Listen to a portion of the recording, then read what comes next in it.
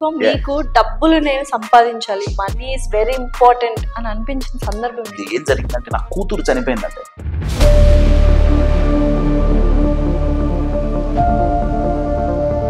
ఆ రోజు నా కూతురు అంత్యక్రియలు చేయటానికి 8,500 నా జేబులో లేదు.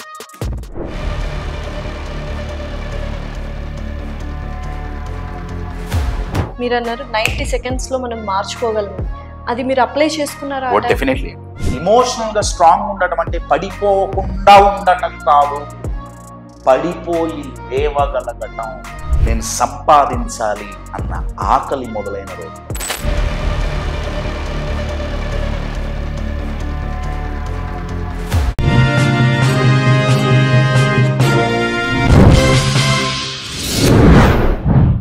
Hi, hello, welcome to our channel. So ప్రస్తుతం మనతో పాటు ఉన్నారు పరిచయం అక్కర్లేని పేరు, he's none other than life coach MVN Kashyap గారు. నమస్కారం కశ్యప్ గారు. నమస్కారం అండి. మీకు డబ్బులు నేను సంపాదించాలి, మనీ ఈజ్ వెరీ ఇంపార్టెంట్ అని అనిపించిన సందర్భం? ఎస్ అండి. I can never forget the day. That day was June 21st, 2020. June 21st, 2020. One of the best days in my life. ఇది బాగా గుర్తుపెట్టుకోండి, నా లైఫ్లో బెస్ట్ డే. ఆ రోజు నేను సంపాదించాలి అన్న ఆకలి మొదలైన రోజు. నా దగ్గర ఉన్న ఇంత మంచి ప్రోడక్ట్, ఈ ప్రోడక్ట్ ఉంది అని నలుగురికి తెలవాల్సిందే. అది ఒక ఆబ్జెక్టివ్ డబ్బులైతే, ఇంకొక ఆబ్జెక్టివ్ నాకు ఆయన పేరు గుర్తుకు రావట్లేదు. He's expert in sales.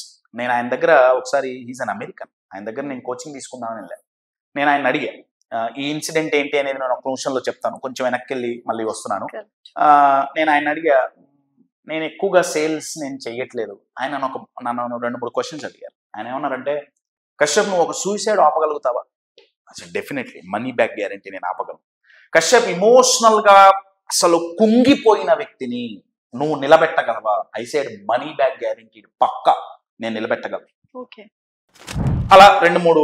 Kashyap నీకు ఒక నాన్ పర్ఫార్మింగ్ టీం, పర్ఫార్మ్ చేయని టీం ఇస్తే నువ్వు వాళ్ళని పర్ఫార్మర్స్ గా మార్చగలుగుతావా? I said money back guarantee పక్కా, ఎందుకంటే నాకు సైన్స్ తెలుసు. ఆయన అన్నాడు, నువ్వు మార్కెటింగ్ చెయ్యకపోతే, నువ్వు గనక సేల్స్ చెయ్యకపోతే ఇవన్నీ మరి సొసైటీలో మార్పులు జరగవుగా. దట్ వాస్ వెరీ టచింగ్ అండి. కరెక్ట్. అప్పుడు నాలో అది ట్రిగర్ అయింది. ఎస్, నా ప్రోడక్ట్ నేను మార్కెట్ చెయ్యాలి, నా దగ్గర ప్రోడక్ట్ ఉంటే సరిపోదు. కానీ ఆ ట్రిగర్ కి ప్రాపర్ ఫైర్ అందిన రోజు June 21st, 2020, 4 ఏళ్ల క్రితం. ఏంటా ఇన్సిడెంట్ అంటే, June 21st రోజు ఏం జరిగిందంటే నా కూతురు చనిపోయిందంటే. June 19th నా కూతురు పుట్టింది. June 21st ఆఫ్టర్నూన్ చనిపోయింది. రైట్, పుట్టిన 48 గంటల్లో. కోఇన్సిడెంట్లీ ఆ రోజు ఫాదర్స్ డే. సో యూజువల్గా నేను ఫాదర్స్ డే, మదర్స్ డే నేను అంత ఇంపార్టెన్స్ ఇచ్చే వ్యక్తిని కాదు, being born in Indian culture. But morning నుంచి నా క్లోజ్ సర్కిల్లో ఉన్న ఫ్రెండ్స్ అంతా, Kashyap you will be an amazing father, happy father's day, happy father's day. But by afternoon 1:30 or 2 o'clock నా కూతురు చనిపోయింది. రైట్, ఈ ఇన్సిడెంట్ నేను ఎందుకు నరేట్ చేస్తానంటే, నా కూతురు చనిపోయినప్పుడు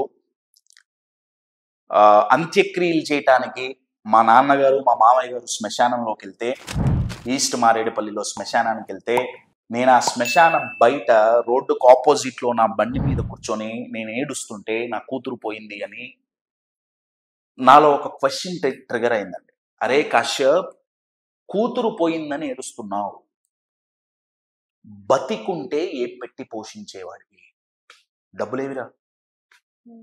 ఆ రోజు నా కూతురు అంత్యక్రియలు చేయటానికి 8,500 నా జేబులో లేవు. 8,500 ఈజ్ నథింగ్. యాక్చువల్ గా చెప్పాలంటే అదో పెద్ద మనీ ఏం కాదు. బట్ స్టిల్ ఆ టైంకి అప్పుడు లేవు. నేను సంపాదించలా.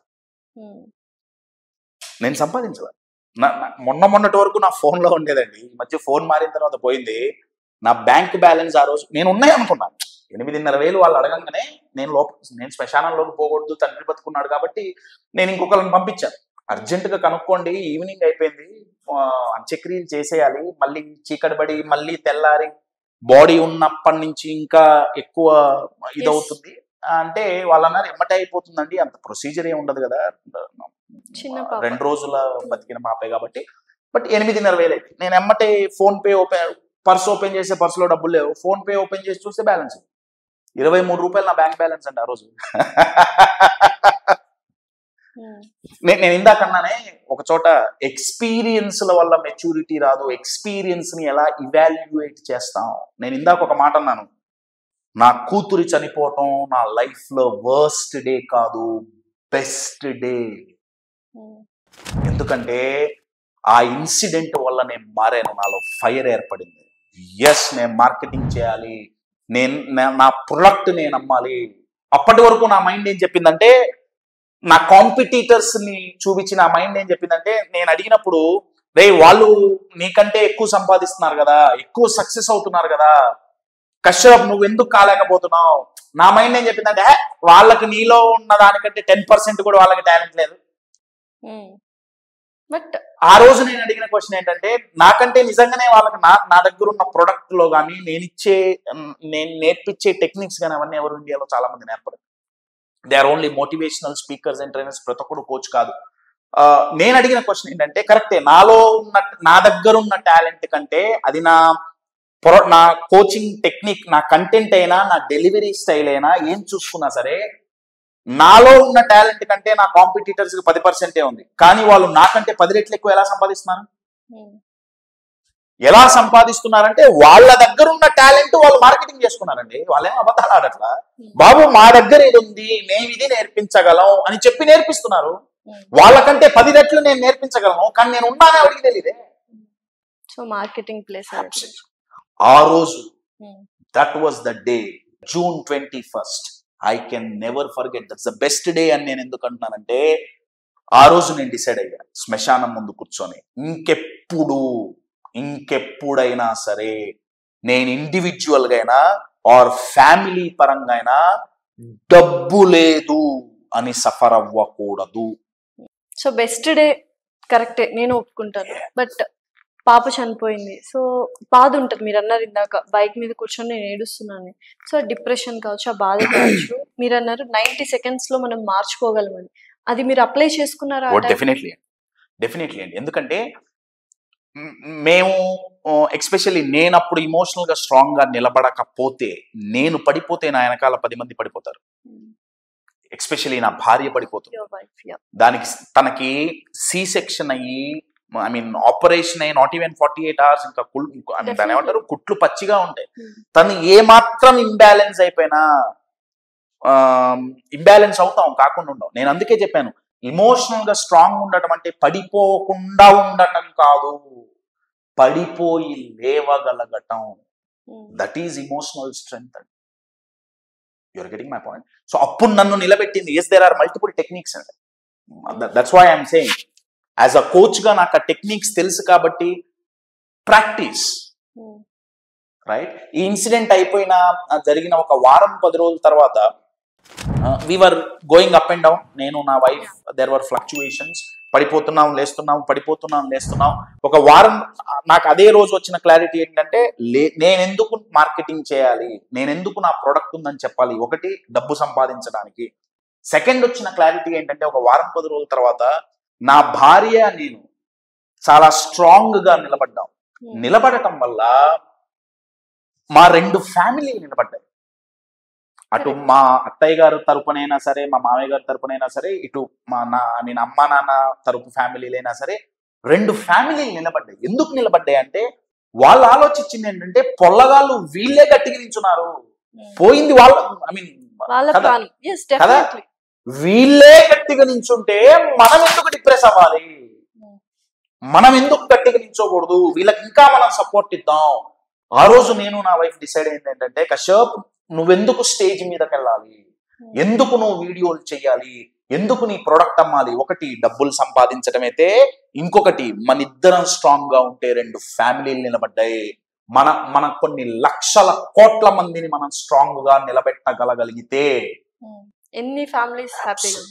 ఆ రోజు నేను పెట్టుకున్న గోల్ అండి, గాంధీజీ క్విట్ ఇండియా అన్నారు, వినోబా భావే నిట్ ఇండియా అన్నారు. ఇప్పుడు చాలా మంది హీరోస్ హీరోయిన్స్ ఫిట్ ఇండియా అంటున్నారు. నేను పెట్టుకున్న slogan build India. Building India. ఇండియాని బ్రిక్స్ తోనో ఇన్ఫ్రాస్ట్రక్చర్ తోనో నిర్మించటం ఒక్కటే కాదు, మానసికంగా దృఢంగా ఉన్న వ్యక్తులతో నిర్మించటం. మన దేశం నిలబడాలి అంటే ఇప్పుడు నిలబడుతోంది. ఎందుకు నిలబడుతోంది? ఎందుకంటే మనం ప్రాబ్లమ్స్ చూసి పారిపోవట్లా, ఎదుర్కోవటానికి సంసిద్ధమవుతున్నాం, మానసికంగా దృఢంగా నిలబడగలుగుతున్నాం. ఇంటికొక్కడు మానసికంగా దృఢంగా నిలబడ్డా దేశం మారిపోతుందండి. దేశం మారిపోతుంది. దట్స్ మై ఇమోషనల్ గోల్ అండి. ఒకటి మెజర్ చేయడానికి ఫినాన్షియల్ గోల్, నేను ఎందుకు ఈ ఫీల్డ్ లో ఉన్నాను, ఒకటి ఫినాన్షియల్ గోల్ అయితే ఇంకొక ఇమోషనల్ గోల్ అయితే. మేబీ యువర్ లిటిల్ ఏంజల్ అలా వచ్చి మీ లైఫ్ ని చేంజ్ చేయడానికి 2 days వచ్చి. నాట్ మేబీ, ఫర్ షూర్ అండి. For sure. మేబీ కాదు, ఇట్స్ ప్రూవెన్. లైఫ్ చేంజ్ చేసింది. Again she came back. Now you are happy father, right? I have got one more daughter. yes.